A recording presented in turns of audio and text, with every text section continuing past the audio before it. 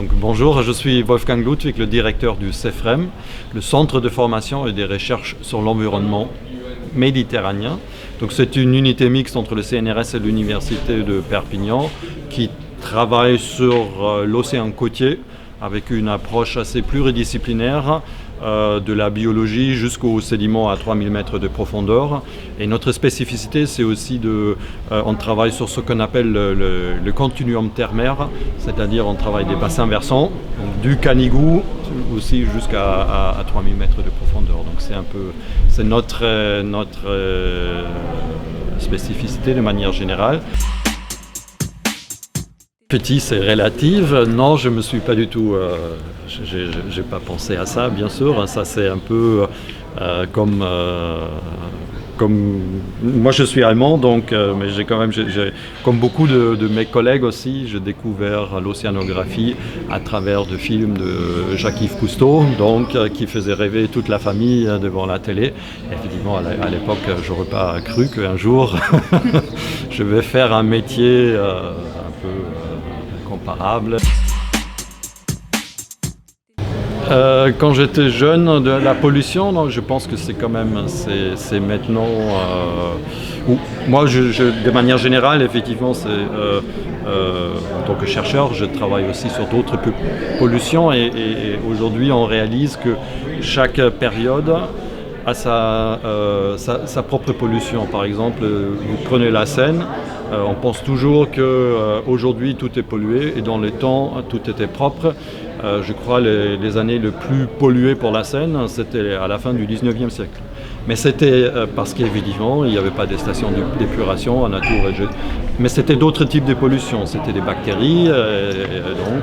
Et ce type de pollution, on l'a plus ou moins maîtrisé aujourd'hui.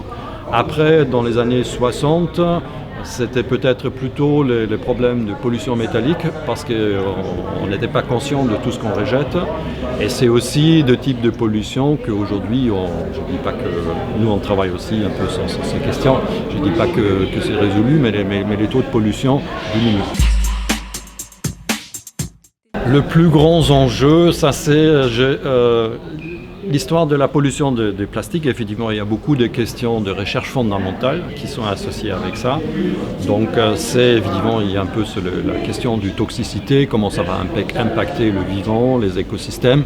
Il y a aussi d'autres, parce qu'à travers le septième continent de plastique, il faut aussi savoir, dans la mesure que les particules plastiques flottent à la surface, il y a les bactéries qui sont associées, mon collègue Jean-François Guiglione qui a montré. Donc c'est une façon pour les bactéries de colonialiser des espaces dans l'océan qui étaient inaccessibles avant. Ça peut avoir des impacts sur la photosynthèse, sur la fixation du carbone, le cycle du carbone. Donc il y a plein de questions scientifiques qui sont intéressantes. Ça, je ne sais pas si vous avez vu ma conférence que je faisais il y a 2 jours. Évidemment, je pris comme exemple, c'est parce que souvent les gens ne réalisent pas pourquoi l'eau de mer est salée, parce que le fleuve, on apporte le sel.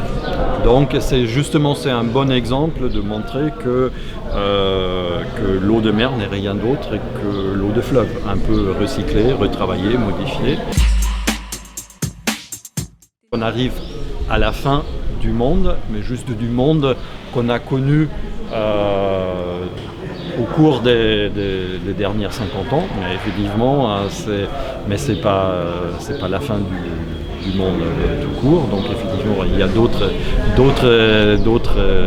façons de vivre qui sont possibles. Donc c'est juste, il faut revoir notre système de valeurs. Et